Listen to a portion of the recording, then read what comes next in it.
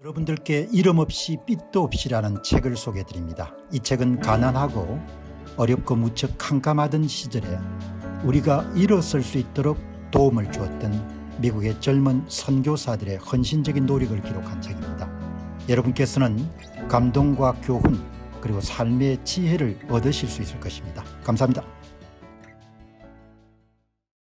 이 푸틴의 홍치수를 한번 보시기 바랍니다. 이제 오늘 이 문제를 좀 집중적으로 네 주제로 나눠서 다루게 된 것은 처음에 의도한 것은 아니고 월스트리트 저널에 여러분들 유럽과의 긴장이 고조되는 이런 기사가 나왔기 때문에 이거를 진짜 제대로 우리가 이해하려면은 러시아 당국자들이 이런 전 세계를 상대로 벌이고 있는 정보전, 서방 꼭두각시, 신나치 세력 이런 부분들을 이해하려게 되면은 일단 러시아의 정보전을 여러분들 이해를 할 수 있어야 되고, 그다음에 여러분들 그 중심에 있는 피해의식, 빅팀 컨셔스니스, 빅팀 마인드셋이라고 하지 않습니까? 피해의식, 이게 이해가 돼야 되는 거예요. 이게 엄청나게 뿌리가 깊은 겁니다. 러시아 사람들의 이 피해의식이 여러분들 깊은 사람들하고 인간관계를 유지하는 게 엄청나게 피곤하거든요. 오늘 이연성님이 러시아에 거주합니다. 언론의 자유가 없고 도청합니다. 그렇게 말씀하셨네요. 피해의식이 있는 겁니다.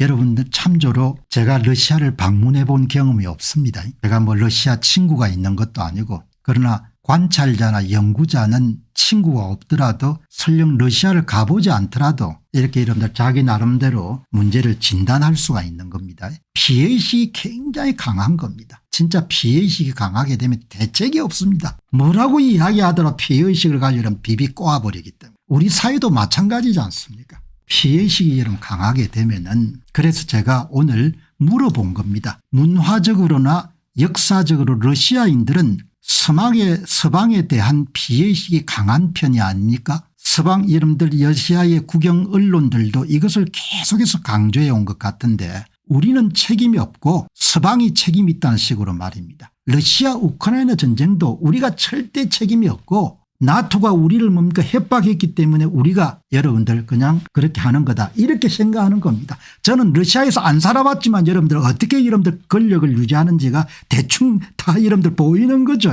한국 사람들한테 여러분들 일본에 대한 피해의식이 아직도 갖고 있는 사람이 많지 않습니까? 대책이 없잖아요. 그거 어떻게 고칩니까? 우리가 당했다. 너희들이 왜 우리를 점령했냐, 이렇게 이야기하는 거지 않습니까? 약이 없는 겁니다. 약이.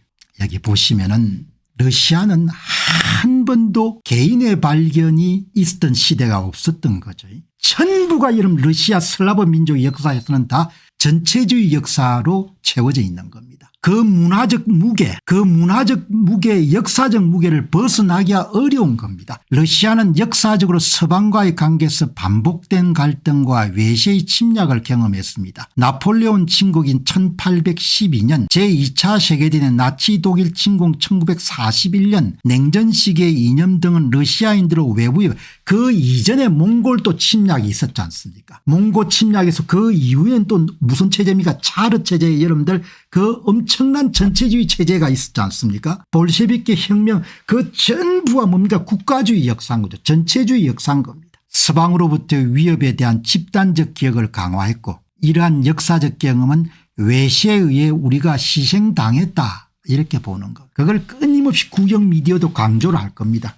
프로파간다로. 문화적 피해의식. 러시아는 자신들을 서구와 구별되는 독특한 문명, 슬라브 문명과 정교의 중심으로 인식하며 서방이 이를 얕보거나 적재시한다고 느끼는 경향이 강합니다. 러시아 국내 언론들, 국영 매체는 서방을 비판하며 러시아는 억울한 피해자라는 내러티브, 서사를 적극적으로 활용해 온 겁니다. 사람들이 벗어날 수가 없는 겁니다. 그래서 여러분들 러시아를 통치하는 세력들은 끊임없이 외부의 책임을 돌려가지고 여러분들 결속력을 강화하고 정권의 안정을 유지해 온 거죠. 질병입니다. 질병. 병인 겁니다.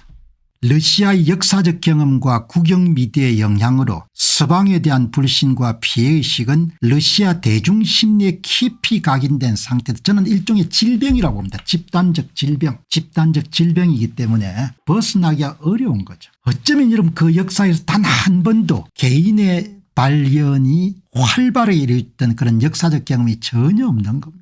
러시아를 이런 비하하거나 그럴 생각은 없고, 제가 평소에 늘 가져왔던 러시아에 대한 그런 안타까운 마음인 거죠. 한국도 마찬가지지 않습니까? 진정한 의미에서 개인의 발견이 활약의 꽃을 피웠던 경우는 아주 우리 역사에 짧습니다. 아주 짧은 거죠. 그래서 국가주의로 회귀할 그런 위험이 항상 한국도 있는 겁니다. 전체주의로 여러분들 달려갈 수 있는 그런 위험이 항상 한국 사회도 함께하는 겁니다. 북한을 보면 그대로 볼 수가 있는 거죠. 그래서 그것을 깨려고 개인들이나 시민들이 노력을 해야 되는 거죠. 그 노력한다는 것은 피곤하고 에너지가 여러분 소요가 되는 거니까 사람들이 대부분 피해버리지 않습니다. 한일 관계도 마찬가지인 겁니다. 피해의식으로부터 완전히 이런 벗어나야 되거든요. 한국의 지역 감정도 마찬가지인 겁니다. 우리가 당했다 이렇게 생각하면 그다음부터 뭡니까? 모든 책임은 외부와 함께 돌릴 수 있기 때문에 발전이 없는 것. 이 러시아의 비극입니다. 이 문제를 이해를 해야 러시아 우크라이나 전쟁의 진실을 우리가 볼 수가 있고 판단을 그르치지 않을 수가 있는 겁니다.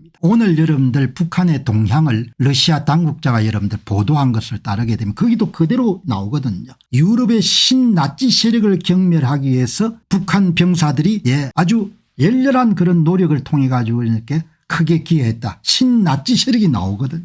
전반적으로 러시아는 역사적 경험과 미디어의 영향으로 서방에 대한 불신과 피해의식은 러시아의 대중심리에 깊이 자리를 잡고 있습니다. 이게 옛날뿐만 아니고 지금 최근에 X 게시물이나 웹 자료를 살펴보면 러시아의 서방 비판은 여전히 강하게 나타나며 특히 우크라이나 전쟁과 관련된 제재를 서방의 공격, 서방의 포위로 묘사하는 경향이 두드러집니다. 젊은 세대는 조금 낫죠. 왜냐하면 젊은 세대든 정보를 습득하는 그런 채널이 좀 다르기 때문에 나은데 조금 나이가 든 세대들은 뭐 거의 국영 미디어와 같은 방향으로 달려가는 겁니다.